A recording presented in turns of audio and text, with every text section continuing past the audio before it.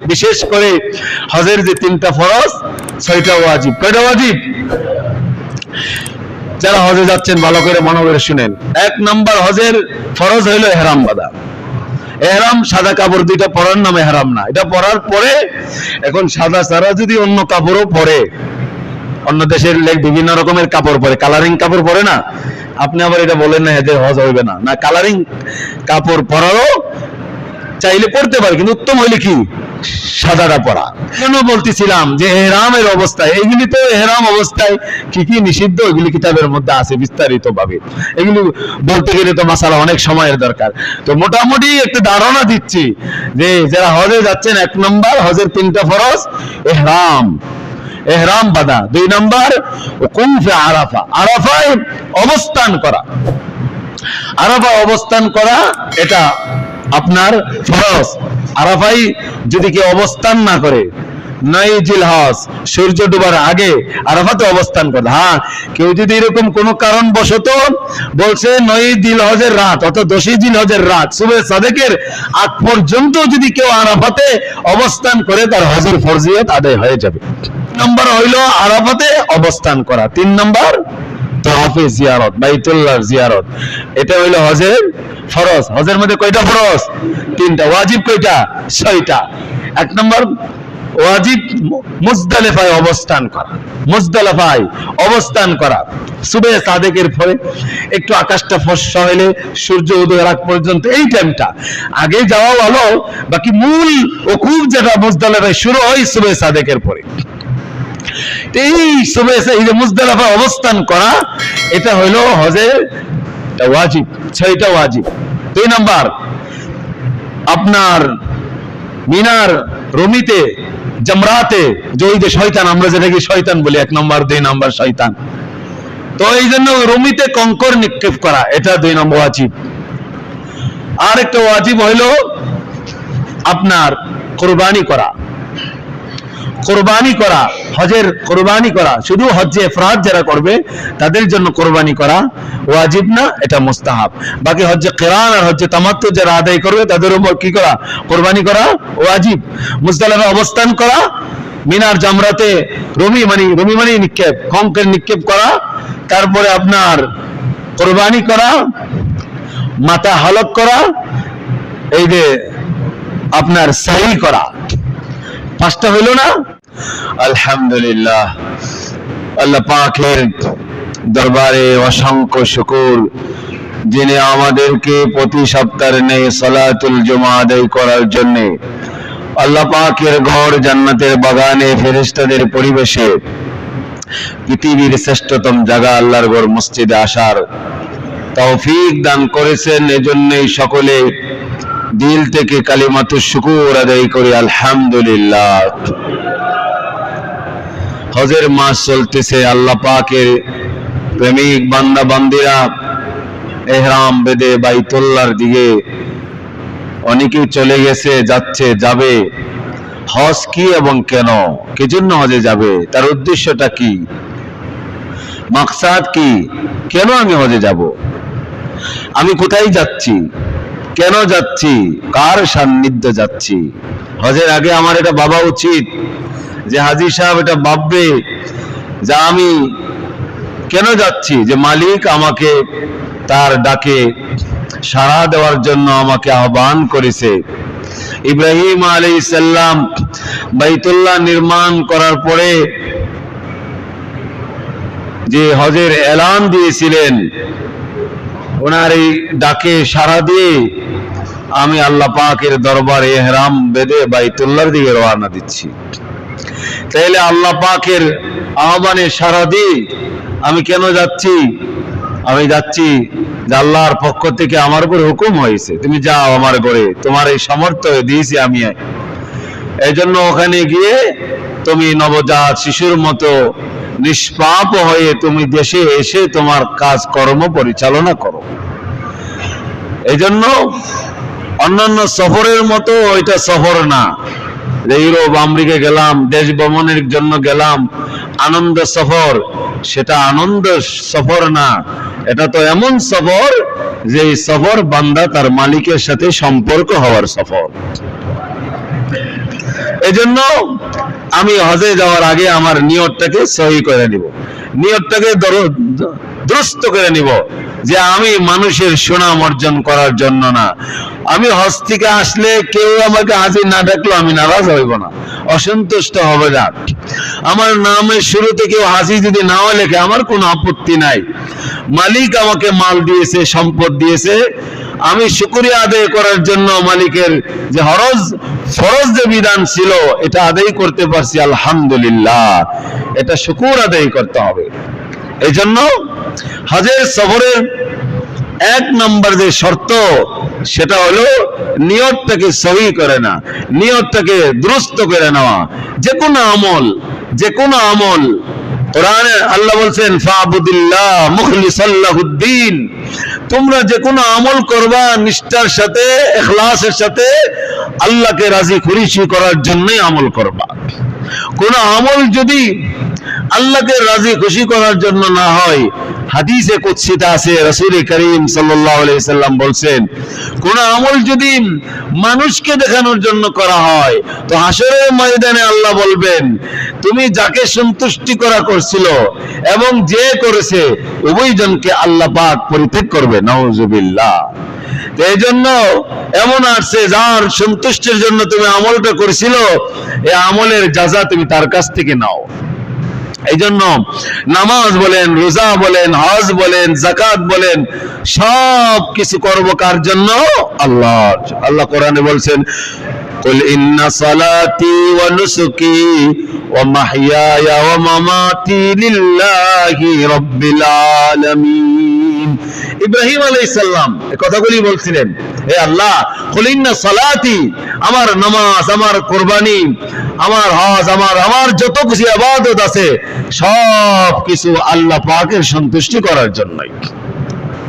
ইব্রাহিম আলাইহিস সালামের প্রতিটা কদমে কদমে আল্লাহ পাক বান্দা যে আল্লাহর অনুগত্য করতে হয়, এটা আল্লাহ পাক ইব্রাহিম আলাইহিস সালামের মাধ্যমে অনেকগুলি শিক্ষা দিয়েছেন। হজের পুরো আমলটা দেখেন, হজের অনেক আমল ইব্রাহিম আলাইহিস সালামের সাথে সম্পর্ক। ইব্রাহিম আলাইহিস সালাম আল্লাহ পাকের হুকুমের সঙ্গে, আল্লাহ কোরআনে বলছেন ওমাইয়ারগাবু আন মিল্লাতে ইব্রাহিম, যারা নির্বুত, যারাই তো মিল্লাতে ইব্রাহিমের অনুসরণ তারা ত্যাগ করে, আল্লাহ পাক এই আয়াতের শেষের দিকে বলছেন ওয়া ইন্নাহু ফিল আখিরাতি লামিনাস সালিহিন, যারা আল্লাহর আনুগত্য স্বীকার করে, আল্লাহর সামনে নিজেকে সুপর্দ করে দেয়, ওয়া ইন্নাহু ফিল আখিরাতি লামিনাস সালিহিন, তারা আখিরাতে নেককারদের কাতারে শামিল হবে। এজন্য ইব্রাহিম আলাইহিস সালাম যেখানে আল্লাহ পাক অনেক কুরবানি, অনেক পরীক্ষা আল্লাহ পাক নিয়েছেন, আর সমস্ত পরীক্ষার মধ্যে ইব্রাহিম আলাইহিস সালাম শতভাগ উত্তীর্ণ হয়েছেন। আল্লাহ কোরআনে ক্বালা লাহু রাব্বুহু আসলিম ক্বালা আসলামতু লিরাব্বিল আলামিন, ইব্রাহিম আলাইহিস আল্লাহ বলছেন তুমি আত্মসমর্পণ করো। এখানে তুমি আমি যে আদেশ, যে হুকুম দিয়েছি এর মধ্যে তুমি কোনো যুক্তি, কোনো তর্ক তালাশ করতে যাও না। ছেলে কুরবানির কথা বলছে, কোনো যুক্তি, কেন আমার ছেলেকে কুরবানি করবে, এই কেন বলছেন? শরীয়তের কোন হুকুমের সামনে কেন না মাথা নত করে দিবেন? নামাজ কেন বলবো? আল্লাহর হুকুম। রোজা কেন রাখবো? আল্লাহর হুকুম। যাকাত কেন দিব? আল্লাহর হুকুম। কুরবানি কেন করবো? আল্লাহর হুকুম। খামাখায় একটা পশুর গলার মধ্যে ছড়ি ছালাই দিব, প্রাণটাকে শেষ করে দিব, এটা এত কষ্ট পাইব কেন? আল্লাহ এই বিধান দিয়েছেন কেন? সব জায়গায় কেন যুক্তি তালাশ করা যাবে না। ইব্রাহিম আলাইহিস সালামকে আল্লাহ আদেশ দিলেন, বৃদ্ধ বয়সে সন্তান পাইলেন, আদেশ দিলেন যাও এই সন্তানকে এই মক্কার মরুপ্রান্তরে সেখানে রেখে দিয়ে আসো। এটা তো বলেন নাই আল্লাহ কেন রাখবো? এই ছোট বাচ্চা, শিশু বাচ্চা, এখানে কোনো খাবারের কোনো ব্যবস্থা নাই, পানির কোনো ব্যবস্থা নাই, মানুষের কোনো বসতি নাই, পশু পাখিও নাই, কোনো কিছু নাই, এমন এক মরুপ্রান্তরে সেখানে রেখে দিয়ে আমি আসবো? কেন বলেন নাই?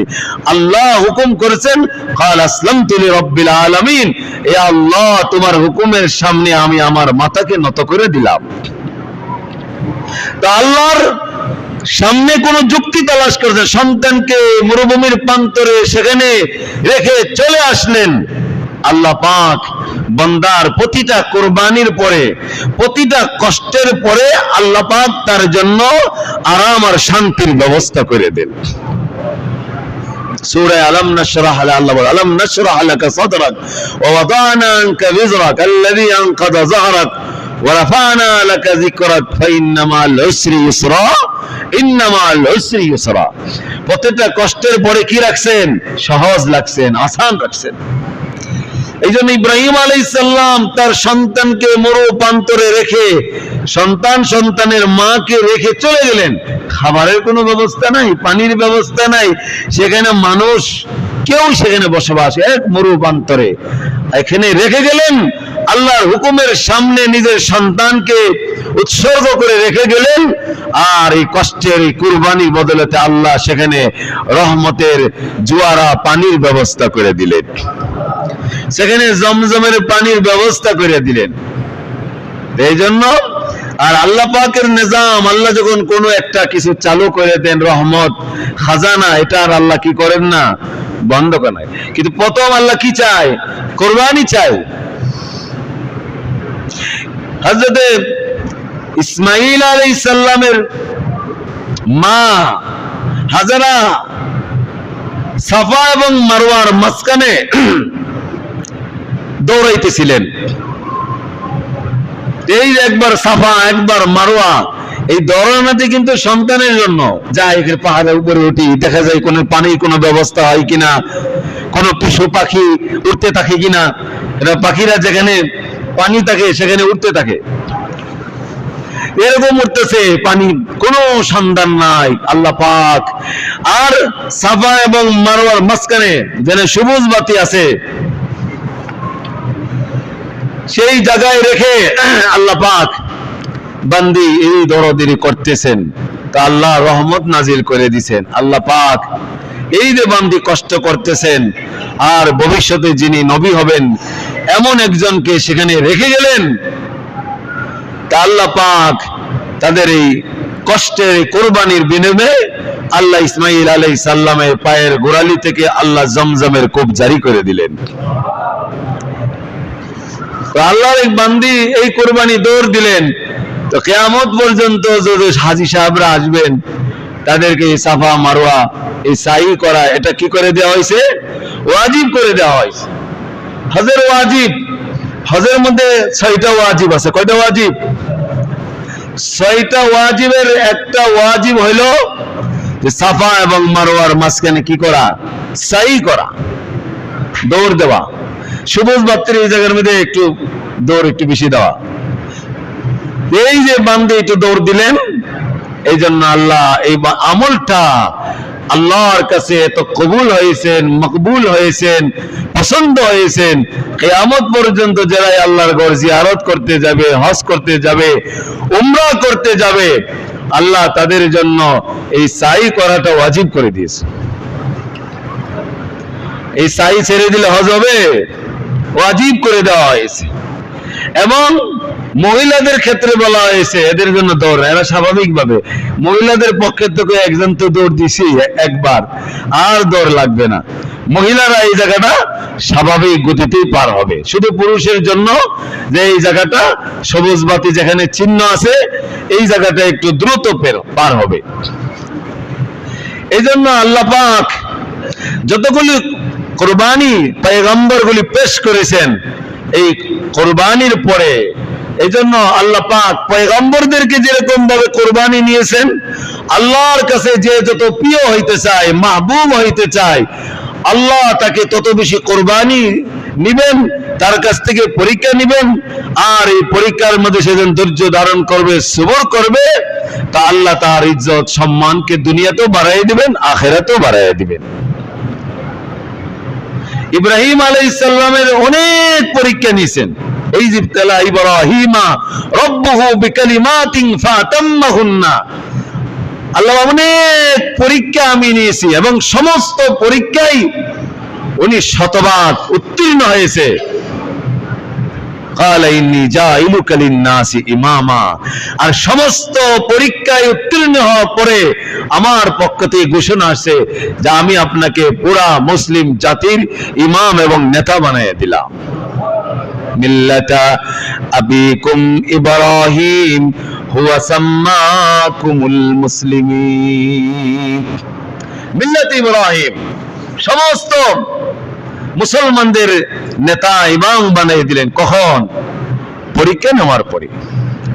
পরীক্ষার শতভাগ উত্তীর্ণ হয়েছেন। এই জন্য আমাদেরকেও, আমরা মিল্লাতে হানিফের যারা অনুসারী, আমরা মুহাম্মদ সাল্লাল্লাহু আলাইহি ওয়াসাল্লামের উম্মতের যারা অনুসারী দাবি করি, তা আমাদেরকেও পদে পদে আল্লাহর হুকুমের সামনে নিজের কোরবানিকে পেশ করতে হবে। হুকুম আসছে, এখানে কোন রকমের যুক্তি তালাশ করা যাবে না। হাজী সাহেবরা যে তালবিয়া পাঠ করে, এই তালবিয়ার রহস্য কি? লাব্বাইক আল্লাহুম্মা লাব্বাইক, হে আল্লাহ তোমার দরবারে আমি হাজির, উপস্থিত হয়েছি। মানুষ যখন কাউকে ডাকে, অমুকরে ডাকে, তা আরবি বাক্য হইলে আমরা বলি জি হ্যাঁ, আরবিতে কি বলে? লাব্বাইক। আরবিতে কি বলে? লাব্বাইক। ছোটবেলা দেখছেন না, মক্তবে হাজিরা ডাকে, মাদ্রাসাগুলি হাজিরা ডাকে, তো বাচ্চারা কি বলে? লাব্বাইক। কি বলে? লাব্বাইক। আমরা স্কুলে কি বলি? প্রেজেন্ট নাকি? হ্যাঁ, উপস্থিত স্যার বাংলা বলে। তো আমাদের মাদ্রাসাগুলি যখন হাজিরা ডাকে, তখন আমরা ছাত্ররা কি বলে? লাব্বাইক। যে ওস্তাদ যে হাজির, তো হাজির সাহেব যে লাব্বাইক বলে, এটার অর্থ কি? এটার অর্থ হইলো যে হজে গিয়ে বলতেছে, আল্লাহ দুনিয়ায় যত জামালার মধ্যে আমি কাটাইছিলাম, এখন আপনি যে হুকুম করবেন, প্রত্যেকটা হুকুমের সামনে আপনার হুকুম পালন করার জন্য আমি প্রস্তুত আছি। লাব্বাইক আল্লাহুম্মা লাব্বাইক, হে আল্লাহ আমি তোমার দরবারে হাজির, তোমার ডাকে সাড়া দিয়ে উপস্থিত হয়েছি, তোমার হুকুম পালন করতে আমি তৈয়ার আছি। লা শারীকা লাকা লাব্বাইক। আবার বলতেছে, আল্লাহ তোমার কোনো শরীক নাই, তোমার দরবারে আমি উপস্থিত হয়েছি। ইন্নাল হামদা ওয়ান নি'মাতা লাকা ওয়াল মুলক, সমস্ত প্রশংসা, সমস্ত নিয়ামত, সমস্ত রাজত্ব সব কিছু কার? তোমার। সমস্ত রাজারা গিয়েও বাদশারাই কথা বলে, ইন্নাল হামদা ওয়ান নি'মাতা লাকা ওয়াল মুলক। মুলক মানে কি? রাজত্ব। লাব্বাইক। তো সবাই একই কথা, একই আওয়াজ, একই স্লোগান। সে সাদা হোক, কালো হোক, ইউরোপীয় হোক, আমরি হোক, বাঙালি হোক, সে এই দেশের অনুসারী হোক, সকলেরই একই আওয়াজ, একই কথা, লাব্বাইক আল্লাহুম্মা লাব্বাইক। সবাই আল্লাহর গোলাম। তো সবাই বলতেছে আল্লাহ আমি। এই জন্য হজের ওখান থেকে হাজী সাহেব সবক নিয়ে আসবে দুনিয়ার ক্ষেত্রেও। যখন যেই কুরবানি দেওয়ার জন্য আল্লাহর পক্ষ থেকে হুকুম আসবে, তখন সে বলবে লাব্বাইক, আমি উপস্থিত। তোমার উপরে মাল হয়েছে যাকাত, তখন বলবা লাব্বাইক, আমি যাকাত দেওয়ার জন্য তৈয়ার। নামাজের সময় হয়েছে, লাব্বাইক আল্লাহ নামাজ পড়ার জন্য আমি প্রস্তুত আছি। হজ করার সময় হয়েছে, আল্লাহ লাব্বাইক, আমি হজ করার জন্য তৈয়ার আছি। রোজা মাস আসছে, আল্লাহ লাব্বাইক, আল্লাহ আমি উপস্থিত আছি রোজা তোমার হুকুম এগুলি পালন করার জন্য। সে ওখান থেকে এই সবক নিয়ে আসবে যে জীবনের পদে পদে যখনই আল্লাহর হুকুম আসবে, আল্লাহর পক্ষ থেকে কোনো নির্দেশ আসবে, আল্লাহর সামনে আমার জান, আমার জীবন কোরবান করার জন্য আমি প্রস্তুত আছি। হজের থেকে এটাই এই সবকটা নিয়ে আসবে যে এতদিন তো আল্লাহ আমি শয়তানের খাহেসাতের নফসের গোলামি করছিলাম, এই আল্লাহ হজের থেকে এই অঙ্গীকার নিয়ে যাচ্ছি, সত্যিকার তোমার গোলাম হয়ে যাচ্ছি এবং মওত পর্যন্ত তোমার গোলামি করে যাব। এই জন্য হজে যাওয়ার আগেও নিয়তকে পরিশুদ্ধ করা, যে একমাত্র আল্লাহকে রাজি খুশি করার জন্যই আমি হজে যাচ্ছি। আমাকে কেউ হাজি বলবে, কেউ আমাকে আলহাজ বলবে, কেউ আমাকে কোন কলমের লিখবে না, ওটা আমার পরোয়া না, আমি এটা দেখবো না। কেউ হাজির লেখলো আমি খুশি, না লেখলেও আমি খুশি। কেউ হাজির ডাকলে আলহামদুলিল্লাহ, না ডাকলেও আমার কোনো আপত্তি নাই। কারণ আমি হজ তো কার জন্য করছি? আল্লাহর জন্য করছি। ওয়ালিল্লাহি আলান নাস হিজ্জুল বাইত মান ইসতাতা ইলাইহি সাবিলা। ওয়ালিল্লাহ, এই যে লামটা এখানে বুঝাইছি একমাত্র হজ করতে হবে আল্লাহকে রাজি এবং খুশি করার জন্য। উমরাও আল্লাহকে রাজি খুশি করার জন্য। যে কোনো ইবাদত, ওমা উমিরু ইল্লা লিয়াবুদুল্লাহ মুখলিসিনা লাহুদ্দিন, যে কোনো ইবাদত বন্দি, নামাজ, রোজা, তেলাওয়াত, জিকির, আজকার, সব ইবাদত একমাত্র কার জন্য? আল্লাহর জন্য। আল্লাহকে রাজি খুশি করার জন্য যদি কোনো ইবাদত না হয়, তাহলে সেই ইবাদত আল্লাহর কবুল হবে না। এই জন্য এরকম আল্লাহ পাকের এই দরবারে সফরে যাচ্ছি নববীর স্পৃহা নিয়ে, সুন্নতের স্পৃহার জজবা নিয়ে, এই রুহানিয়ত, এই নুরানিয়ত সফরে যে আমি যাচ্ছি, সেখান থেকে অঙ্গীকার করে আসতে হবে, আল্লাহ আমি আর তোমার হুকুম লঙ্ঘন করব না। আমার যে আগের অবস্থা ছিল, আমি সেই অবস্থা থেকে ফিরে এসে আমি এখন আমার পরিবর্তন যাতে হয়, আমি যে জজবা নিয়ে, আগ্রহ নিয়ে, তোমার সাথে অঙ্গীকার নিয়ে আনতে যাচ্ছি, মওত পর্যন্ত এর উপরে থাকতে পারি। এই জন্য হজের সফরের প্রথম শর্ত হলো কি? আমার নিয়তকে 2 নম্বর যে শর্ত, সেটা হলো প্রচুর পরিমাণ জ্ঞান অর্জন করতে হবে। যেরকম নামাজ পড়তে গেলে আমাদের নামাজের ফরজ জানতে হয় না? নামাজের ভিতরে বাহিরে কত ফরজ? 13 ফরজ। নামাজের ওয়াজিব কয়টা? 14টি। এই জন্য হজে যাওয়ার আগেও যে রোজা কোন কোন কারণে ভেঙে যায়, মাকরুহ হয়ে যায়, এগুলি জানা রোজা অবস্থায় যারা রোজা রাখে তাদের জন্য জরুরি। এই জন্য নামাজি যারা, কোন কারণে আমার নামাজের 13টা ফরজ কোন একটা ইচ্ছায় অনিচ্ছায় ছুটে গেলে আমার নামাজ হবে না। অনুরূপ ভাবে হজের ব্যাপারেও প্রচুর পরিমাণ জ্ঞান অর্জন করা। হজেরও ফরজ আছে, হজেরও ওয়াজিব আছে, উমরারও ফরজ আছে, উমরারও ওয়াজিব আছে। এগুলি যদি আমি না জানি, কোন মুআল্লিমের উপরে নির্ভর হইলাম, তো মুআল্লিম সাহেব দেখা যাবে মিনাতে হারিয়ে গেল, মুআল্লিমরা খুঁজে পাইতেছেন না। তাহলে আপনার হজের আমলগুলি কিছু সময়ের সাথে, দিনের সাথে নির্দিষ্ট। এর বাইরে হজ করলে আপনার আমল হবে? এখন যদি কেউ আরাফাতে সারা দিন সারা রাত অবস্থান করে, জিকির আজকার করে, তো জিকির আজকারের সওয়াব পাওয়া যাবে, কিন্তু আরাফাতের যে ফজিলত, হজের যে হুকুম, এটা কি আদায় হবে? এখন কেউ মুজদালিফায় সারা রাত জিকির করলো, মুজদালিফায় অবস্থান করে যে ওয়াজিব, সেটা কি এখন করলে হবে? এটা সময়ের সাথে, তারিখের সাথে নির্দিষ্ট। এই কয়েকদিন নির্দিষ্টর ভিতরে আমলগুলি করতে হবে। এর বাইরে যদি আমলগুলি করা হয়, সওয়াব পাবে না, আমলও আদায় হবে। 8 তারিখ থেকে নিয়ে 5 দিন, 8, 9, 10, 11, 12, কারণ বছরও 13 তারিখেও অবস্থান করতে হয়, যদি কেউ 12 তারিখে পাথর মারার সুযোগ না পায়। এই 5 দিনের আমল, আর এই 5 দিনের আমলে এখানে এই হজের মধ্যে, পুরো হজের মধ্যে 3টা ফরজ। কয়টা ফরজ? 3টা ফরজ, 6টা ওয়াজিব। কয়টা ওয়াজিব? এটা হজের রূহ। এই ফরজ দিতে গেলে আপনার হজ হবে না। হজ হবে? ওয়াজিব ছুটে গেলে, দম দিলে আপনার হজের যে এটা ত্রুটি বিচ্ছিত হয়েছে, আল্লাহ কি করে দিবেন? এটা মাফ করে দিবেন। ইচ্ছা করে তো সেটা করা যাবে না। ইচ্ছা করে কোনো ওয়াজিব ছাড়া যাবে? এটার জন্য, এই জন্য হজের মধ্যে, উমরার মধ্যে 2টা ফরজ, 2টা ওয়াজিব।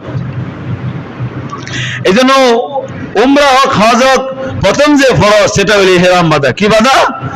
ইহরাম। হজের মধ্যে প্রথম ফরজ হলো ইহরাম বাঁধা, তারপরে উকুফে আরাফা, আরাফায় অবস্থান করা, তাওয়াফে জিয়ারত। কয়টা? 3টা। ইহরাম বাঁধা, ইহরাম সাদা পোশাক 2 টুকরা পরার নাম ইহরাম না, এটাও ইহরামেরই একটা অংশ। কিটা? পোশাক পরলেন, সাদা পোশাক পরলেন, 2 টাকা কাপড় পরলেন, কিন্তু আপনি এখনো নিয়ত করেন নাই, তালবিয়া পাঠ করেন নাই, আপনার উপরে ইহরামের যে বিধি নিষেধ এখন আসবে না। এই যে অনেকে মনে করে সাদা কাপড় পরলাম না, ইহরামের সুন্নত তরিকা হলো যে ইহরাম বাঁধার আগে আপনাকে শরীরের অবাঞ্ছিত লোম পশমগুলি পরিষ্কার করা, নখগুলি কাটা, গোসল ভালো করে উত্তর সাবান দিয়ে গোসল করা, তারপরে খালি শরীরে আতর মাখা। কিসের? ইহরামের কাপড়ে না, সারা শরীরের মধ্যে ভালো করে আতর লাগানো। তারপরে এহরামের কাপড় পরা। এরপরে সম্ভব হইলে, নিষিদ্ধ সময় না হইলে 2 রাকাত নামাজ পড়া। অনেকেই 2 রাকাত নামাজের জন্য এহরামকে বিলম্ব করে, অথচ এই 2 রাকাত নামাজ পড়া এটা মুস্তাহাব। এখন মাকরুহ সময় হইলে আসরের পরে কি পড়বে, নফল নামাজ পড়া যাবে? এবং কোন মহিলা, ঋতুবতী মহিলা, তার জন্য তো আর নামাজ পড়া যায় না। এই জন্য সময় হইলে, সুযোগ হইলে সে 2 রাকাত নামাজ পড়বে। যখন নামাজ পড়বে তখনও ইহরামের কাপড় পরছে, নামাজ পড়া অবস্থায় তখন টুপি ব্যবহার করা যাবে। পুরুষ, মহিলা তার, মহিলাদের ইহরাম স্বাভাবিক। আবার মহিলাদের অনেকে মনে করে যে মহিলারাও পুরুষের মতো সাদা বুরকা ব্যবহার করে, এটা জরুরি না। এটা কোনো জরুরি না যে মহিলারাও সাদা কি পরবেন, বুকরা অনেকে পরে, যে পুরুষদের সাদা কাপড় আমরা সাদা কাপড় দিয়ে বুকরা না। মহিলা স্বাভাবিক যে পোশাক পরে সেগুলি পোশাকগুলি পরবে, বুকরা যেগুলি পরে ব্যবহার করবে। বাকি পর্দা রক্ষা করতে হবে, পর্দা রক্ষা করে যে পোশাক, ওগুলি পোশাক পরবে। বাকি চেহারা দেখা যাবে না, ঠেকা দেখানো যাবে না, কিন্তু চেহারার পর্দা করতে হবে। এটা কিভাবে করবে? এই জন্য মহিলাদের জন্য এরকম ক্যাপওয়ালা নেকাব পাওয়া যায়। ক্যাপ থাকে এরকম, সামনে নেকাব, তো ক্যাপের সামনে দিয়ে নেকাবটা ঝুলাই দিবে, তাহলে তার পর্দা হইলো। বাতাসে এরকম একটু বাড়িটা রেখাইলে চেহারার মধ্যে যে কাপড় লাগবে এতে কোনো সমস্যা হবে না। এই জন্য সে বলতেছিলাম যে গোসল করবে, ইহরামের কাপড় পুরুষরা মাথায় টুপি পরবে, এর 2 রাকাত নামাজ পড়বে সম্ভব হইলে। এরপরে এখন সে হজের নিয়ত করে তালবিয়া পাঠ করবে। আমাদের যে হাজী সাহেবরা হজ করতে যায়, এদেরকে অনেকে জিজ্ঞাসা করলে, ভাই আপনি যে হজ করতে আসছেন, আপনি কোন প্রকারে হজ করতে আসছেন? আমি জানি না, মুআল্লিম সাহেব জানে। কে জানে? আরে কোন হজ করতে গেছো এটা তো তোমাকে নির্দিষ্ট করতে হবে। হজ 3 প্রকার। কয় প্রকার? 3 প্রকার হজ। এই জন্য ইহরাম বাঁধার আগেও এই নিয়তকে ঠিক করতে হবে। এখন আমাদের দেশে যারা হজ করে, এরা হজ্জে তামাত্তু করে, এরা নিয়তের সময় উমরা হজ একসাথে করে, এটা জায়েজ না। এই জন্য 3 প্রকারটা আমি বলি ভাইঙ্গে, তাইলে সহজ হবে। একটা হইলো হজ্জে তামাত্তু, আমাদের দেশে যেটা করে হজ্জে তামাত্তু, হজ্জে কিরান, হজ্জে ইফরাদ। আমরা যেটা আদায় করি হজ্জে তামাত্তু, সহজ দিকা। কিন্তু হাদিসে বলা হয়েছে, এবং ইমাম আবু হানিফা রাহমাতুল্লাহ আলাইহি মাসলাক অনুযায়ী হজ্জে কিরান উত্তম। কোনটা উত্তম? হজ্জে কিরান। ওটা একটু কষ্ট। আমরা বাঙালিরা যেটা করে সেটা হইলো হজ্জে তামাত্তু। হজ্জে তামাত্তু যেহেতু করি, হজ্জে তামাত্তু হইলো হজের সফরে ইহরাম বেঁধে শুধু উমরা আদায় করা। কি করা? শুধু উমরা আদায় করা। আর হজের আগে 8ই জিলহজ অথবা 7ই জিলহজ যখন হজে মহিনা রওনা দিবে, এর আগে সেটা হোটেলে হোক, সেটা আপনার বাইতুল্লাহর গিয়া হোক, যে কোনো এক জায়গায় ইহরাম বেঁধে তখন হজের আগে হজের ইহরাম বাঁধবে। এটা হইলো হজের আপনার তামাত্তু। হজের আগে প্রথমে শুধু উমরা করবে, তাহলে নিয়ত করবে আল্লাহ আমি উমরার নিয়ত করতেছি, তুমি এটা সহজ করো, কবুল করো। হজের আগে যেটা হজ্জে তামাত্তু, শুধু উমরার নিয়ত করবে। উমরার নিয়ত করে, উমরার মধ্যে 2টা ফরজ 2টা ওয়াজিব। উমরার ইহরাম বাঁধবেন। ইহরাম হইলো যে নিয়ত করবে আল্লাহ আমি উমরার জন্য নিয়ত করছি, তুমি সহজ করো, কবুল করো। এরপরে তালবিয়া পাঠ করবে, লাব্বাইক আল্লাহুম্মা লাব্বাইক, লাব্বাইক লা শারীকা লাক লাব্বাইক, ইন্নাল হামদা ওয়ান নি'মাতা লাকা ওয়াল মুলক লা শারীকা লাক। যতক্ষণ পর্যন্ত সে সাদা পোশাকও পরলো, 2 রাকাত নামাজও পড়লো, এখন যদি নিয়ত না করে আর তালবিয়া না করে, ততক্ষণ পর্যন্ত তার উপরে ইহরামের নিষেধাজ্ঞা আসবে না। এই জন্য যারা চালু হাজি, এরা কি করে, এরা যখন বিমান ছাড়ে তখন তারা নিয়ত করে আর তালবিয়া পাঠ করে, কারণ ইহরাম অবস্থায় এতক্ষণ তাদের কষ্ট। এই জন্য নিয়ত করে ওই বিমানে ওঠার পরে। আবার অনেকে তো এমন অবস্থা যে বিমান বন্দরে গিয়ে সেখানে গিয়ে ইহরাম বাঁধবো, লাগেজে দিয়ে দিছে ইহরামের কাপড়, এখন তো আর কাপড় খুঁজে পায় না, এখন তো অনেক ঝামেলা পেরেশানি। এখন কি করবে? এখন নিয়ম হইলো আপনি ওই লাগেজের কাপড় ওই জিদ্দায় যাবে, সেখানে গিয়ে তারপরে ইহরাম বাঁধবেন, তাইলে আপনার উপর কুরবানি ওয়াজিব হয়ে যাবে। মিকাত যেটা চতুর্দিকে যে একটা সীমানা দেওয়া আছে, বাঙালি পাকিস্তানদের একটা সীমানা, ইউরোপ কান্ট্রি বিভিন্ন দেশের চতুর্দিকে মক্কায় প্রবেশের আগে যারা হজ এবং উমরার নিয়ত করবে, ইহরাম ছাড়া যদি ঢুকে তো তাদের উপরে কুরবানি ওয়াজিব হয়। আমরা যারা বাংলাদেশ থেকে যাই, আমাদের জিদ্দা অবতরণের বিমানের আগেই আমরা মিকাতকে ক্রস করি, এই জন্য আমাদের জানা নাই কখন মিকাত। এই জন্য ইহরামের নিরাপদ হইল যে বিমানের আগেই হজের ইহরামের কাজ সম্পূর্ণ করা। এজন্য লাগেজে যদি চলেই যায় তাহলে তখন এটা করব, তখন সুরত হইল যে আমি যে পোশাক আছে এই পোশাকে আমি হজ উমরার, যদি আমার এই হজে শুধু উমরা হয় এর উমরার নিয়ত আমি করে নিব, যে আল্লাহ আমার উমরা সহজ করেন, কবুল করেন, তালবিয়া পাঠ করে নেব। এখন যে ওই যে কাপড় যে আমার চলে গেল, এখন যদি এটা 12 ঘন্টা অতিক্রম না হয়, আর 12 ঘন্টা অতিক্রম হওয়ার কথা না, 6 ঘন্টাই চলে যায়, তো 12 ঘন্টার আগে যদি ইহরামের কাপড় আমি পরে ফেলি তাহলে আমার জন্য কিছু জরিমানা হবে, সেটা হলো সদকায়ে ফিতর। এক সদকায়ে ফিতরের যে পরিমাণ ওইটা দিয়ে দিলে আমি যে অপরাধটা হয়েছে এর থেকে আল্লাহ আমাকে ক্ষমা করে দিবেন। আর 12 ঘন্টা অতিক্রম হইলে তখন কি দেওয়া লাগবে? ওই দম দেওয়া লাগবে। এই জন্য নিরাপদ হইলো, সবচেয়ে উত্তম হইলো চালাকি না করে ঘর থেকে যখন বের হব, যদি সময় থাকে নামাজের কোনো সিদ্ধ না সময় হয় 2 রাকাত নামাজ পড়ে তারপরে উমরার নিয়ত করে তালবিয়া পাঠ করে বাইতুল্লাহর উদ্দেশ্যে রওনা দিব। আমি বলতেছিলাম যে উমরার মধ্যে 2টা ফরজ, এক উমরার নিয়ত করা, আর আরেকটা হইলো তাওয়াফে জিয়ারত, আর 2টা ওয়াজিব সাফা মারওয়া সাই করা, মাথা হলক করা। তো উমরার মধ্যে ফরজ কয়টা? 2টা। ওয়াজিব কয়টা? 2টা। ইহরাম বাঁধা, বাইতুল্লাহর জিয়ারত, সাই করা সাফা মারওয়া, আর মাথা হলক করা, মুন্ডানো বা হলক করা। হলক করাটাই উত্তম।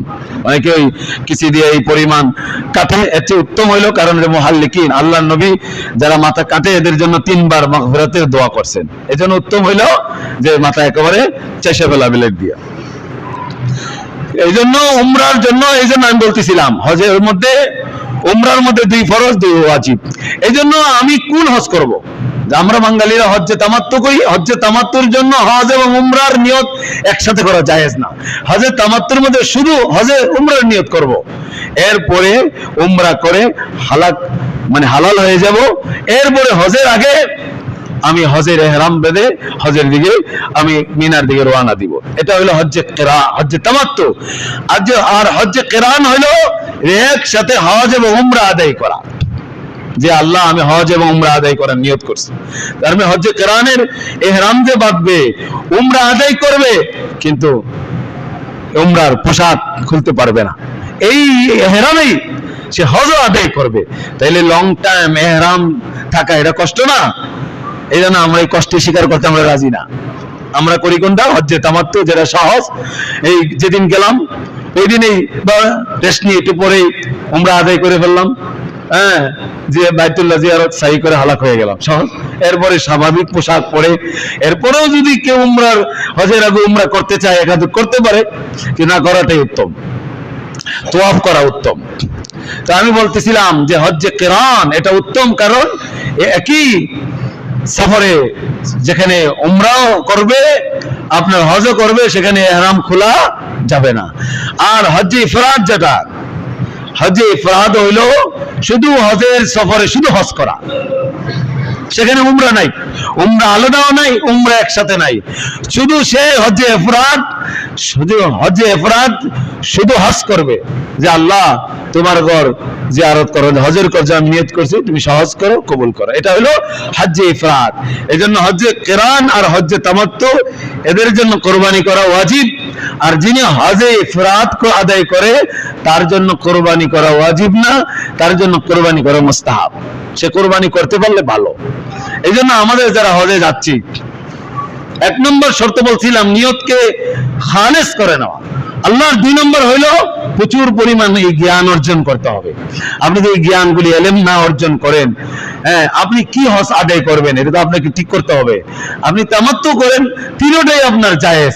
উত্তম হইলো হজ্জে কিরান, এটার মধ্যে একটু কষ্ট বেশি। এই জন্য আপনি তামাত্তু আদায় করেন, তাহলে তামাত্তু আদায় করলে তাইলে আপনি যখন রওনা দিবেন শুধু আপনি উমরার নিয়ত করবেন। এই জন্য যারা হজে যাচ্ছেন প্রচুর পরিমাণ এলেম অর্জন করা, বিভিন্ন রেসালা পাওয়া যায়, বিভিন্ন আলেম ওলামাদের শরণাপন্ন হয়ে হজের খুঁটিনাটি মাসালাগুলি জেনে নেবেন। বিশেষ করে হজের যে 3টা ফরজ 6টা ওয়াজিব। কয়টা ওয়াজিব? যারা হজে যাচ্ছেন ভালো করে মনে করে শুনেন। 1 নাম্বার হজের ফরজ হইল ইহরাম বাঁধা। ইহরাম সাদা কাপড় দুইটা পরার নাম ইহরাম না, এটা পরার পরে এখন সাদা ছাড়া যদি অন্য কাপড়ও পরে, অন্য দেশের বিভিন্ন রকমের কাপড় পরে, কালারিং কাপড় পরে না, আপনি আবার এটা বলেন না এদের হজ হইবে না। না, কালারিং কাপড় পরারও চাইলে পড়তে পারে, কিন্তু উত্তম হইলে কি সাদাটা পরা। কিন্তু কাপড় যে হবে এটা সেলাই আকৃতি কোনো কাপড় পরা যাবে না। সেলাই আকৃতি যেরকম টুপিটা সেলাই করে না, এহরাম অবস্থায় কি টুপি পরা যাবে? এখন টুপি না পরাই সুন্নত। অন্য সময় ছিল যে টুপি পরা সুন্নত, এখন এহরাম অবস্থায় টুপি পরা যাবে না। এহরাম অবস্থায় আপনি এহরামের কাপড়ের নিচে কি গেঞ্জি পরতে পারবেন? সেলাই করা গেঞ্জি, প্যান্ট, শার্ট, পাঞ্জাবি এগুলি পরা যাবে, সেলাই করা। কালকে একজন আমাকে বলল, হুজুর একজন বলতেছে বেল্টও ব্যবহার করা যাবে না, বেল্টের মধ্যে সেলাই আছে, জুতার মধ্যে সেলাই আছে। আমি বললাম না, বেল্ট, জুতা, পরে হাজি সাহেব গলার মধ্যে তার আসবাবপত্র, পাসপোর্ট, ভিসা এগুলি রাখার জন্য বুকে যে ব্যাগ ঝুলিয়ে রাখে, এটা সেলাই করা হইলো, এটা না। এখানে জামার কথা বলছে, জামার আকৃতিতে যেগুলি গায়ে পরানো হয় ইহরাম অবস্থায় এগুলি নিষেধ। বাকি ব্যাগ ব্যবহার করতে এটা তার জরুরত, এটা তো ব্যাগ, এটাকে কেউ জামা বলে? ব্যাগ, বেল্ট, কোমরে যে বেল্ট বা জুতার মধ্যে সেলাই করা হইলো, তো জুতা স্যান্ডেলওয়ালা জুতা হতে হবে। যে জুতায় সামনের উপরের এই গুস্তটা এটা হাড্ডি ঢাকা থাকে, ওই রকম জুতা ইহরাম অবস্থায় পরা যাবে না। 12 ঘন্টা অতিক্রম হইলে আপনাকে কুরবানি একটা ওয়াজিব হয়ে যাবে। এই জন্য আপনি স্যান্ডেল পরবেন, সেটা প্লাস্টিক হোক, চামড়ার হোক। আপনি ডায়াবেটিসের রোগী, আপনার আরামদায়ক যদি এরকম কোন স্যান্ডেল হয়, নিচের শোল্ডার নরম, কোনো আপত্তি নাই, কিন্তু মূল হইল সামনের যে ইয়াটা এটাকে খালি রাখা, এটা হলো উদ্দেশ্য। এই জন্য বলতেছিলাম যে এহরামের অবস্থায়, এইগুলি তো এহরাম অবস্থায় কি কি নিষিদ্ধ এগুলি কিতাবের মধ্যে আছে বিস্তারিত ভাবে, এগুলি বলতে গেলে তো মাসালা অনেক সময়ের দরকার। তো মোটামুটি একটা ধারণা দিচ্ছি যে যারা হজে যাচ্ছেন, 1 নম্বর হজের 3টা ফরজ ইহরাম বাঁধা। 2 নম্বর ওকুফে আরাফা, আরাফায় অবস্থান করা। আরাফা অবস্থান করা এটা আপনার ফরজ। আরাফায় যদি কেউ অবস্থান না করে, 9 জিলহজ সূর্য ডুবার আগে আরাফাতে অবস্থান করে। হ্যাঁ, কেউ যদি এরকম কোন কারণ বশত বলছে 9 জিলহজের রাত অথবা 10 জিলহজের রাত সুবহে সাদেকের আগ পর্যন্ত যদি কেউ আরাফাতে অবস্থান করে, তার হজের ফরজিয়ত আদায় হয়ে যাবে কারণ বশত। এই জন্য 2 নম্বর হইল আরাফাতে অবস্থান করা। 3 নম্বর তাওয়াফে জিয়ারত, বাইতুল্লাহর জিয়ারত, এটা হইল হজের ফরজ। হজের মধ্যে কয়টা ফরজ? 3টা। ওয়াজিব কয়টা? 6টা। 1 নম্বর ওয়াজিব মুজদালিফায় অবস্থান করা। মুজদালিফায় অবস্থান করা সুবহে সাদেকের পরে, একটু আকাশটা ফর্সা হইলে সূর্য উদয়ের আগ পর্যন্ত এই টাইমটা আগে যাওয়া ভালো। বাকি মূল ওকুফ যেটা মুজদালিফায় শুরু হয় সুবহে সাদেকের পরে। এই সুবহে এই যে মুজদালিফায় অবস্থান করা, এটা হইল হজের ওয়াজিব, 6টা ওয়াজিব। 2 নম্বর আপনার মিনার রমিতে জামরাতে, যে ওই যে শয়তান, আমরা যেটাকে শয়তান বলি, 1 নম্বর 2 নম্বর শয়তান, তো এই জন্য রমিতে কঙ্কর নিক্ষেপ করা, এটা 2 নম্বর ওয়াজিব। আর একটা ওয়াজিব হইল আপনার কোরবানি করা। কোরবানি করা, হজের কোরবানি করা, শুধু হজ্জে ইফরাদ যারা করবে তাদের জন্য কোরবানি করা ওয়াজিব না, এটা মুস্তাহাব। বাকি হজ্জে কিরান আর হজ্জে তামাত্তু যারা আদায় করবে তাদের উপর কি করা? কোরবানি করা ওয়াজিব। মুজদালিফায় অবস্থান করা, মিনার জামরাতে রমি মানে নিক্ষেপ, কঙ্কের নিক্ষেপ করা, তারপরে আপনার কোরবানি করা, মাথা হলক করা, এই যে আপনার সাই করা। 5টা হইল না?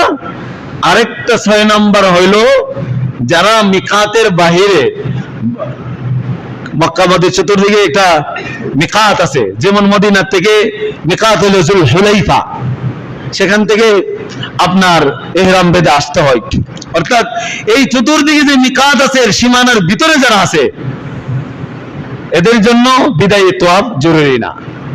যারা বাহির থেকে আসছে মিকাতের সীমানার বাইরে, এদের বিদায়ী তোয়াফ এটাও কি হজের ওয়াজিব। তো হজের মধ্যে কয়টা ওয়াজিব? 6টা ওয়াজিব, 3টা হইলো ফরজ। এই মূল জিনিস ফরজ কোনোভাবেই যদি ছুটে যায়, তাহলে আপনার কি হবে না? হজ আদায় হয়ে যাবে। হজে যাচ্ছেন, এই জন্য হজের তো তালবিয়া ছাড়া হজের ইহরাম তো শুদ্ধই হবে না। তা আপনি যদি তালবিয়াটাই না শিখেন, তাহলে আপনার কি অবস্থা হবে হজের? এই জন্য তালবিয়াটা যারা হজে যাচ্ছেন, যারা যাবেন, যারা আগামী বছর যাবেন, আগের থেকেই হজের বিভিন্ন আপনার রিসালা, ছোট ছোট কিতাব পাওয়া যায় গ্রহণযোগ্য উলামায়ে কেরামের, অথবা আপনার পাশের মসজিদের ইমাম সাহেব আছে, খতিব সাহেব আছে, মুফতি সাহেব আছে, তাদের কাছে খুঁটিনাটি বিষয়, ইহরাম 8 তারিখের কোন তারিখ, 7 তারিখ কি আমল, 8 তারিখে কি আমল, 9 তারিখে কি আমল, 10 তারিখে, 11 তারিখে, 12 তারিখে, মূল হজের মূল বিষয়টাই তো কই দিন? 5 দিন। এই 5 দিনের কোন দিন কি আমল, এগুলি জেনে নেবেন। অথবা ভালো রিসালা কিতাব সঙ্গে রাখবেন, মুআল্লিম তো রাখবেন, আলেমও আপনার সাথে আছে, মুআল্লিমও আছে, কিন্তু ক্ষেত্র বিশেষ ওই আলেমকে আপনি হারিয়ে ফেলতে পারেন মিনার ময়দানে, বা হারিয়ে ফেলতে পারেন, মুআল্লিম হারিয়ে যেতে পারে। এই জন্য পর উপর নির্ভরশীল না হয়ে নিজ নির্ভরশীল হইতে হবে। নিজে নির্ভরশীল হয়ে খুঁটিনাটি মাসালাগুলি জেনে নেবেন, রিসালাগুলি এখন থেকে পড়তে থাকবেন। ইনশাআল্লাহ আল্লাহ তাআলা যারা হজে যাচ্ছে,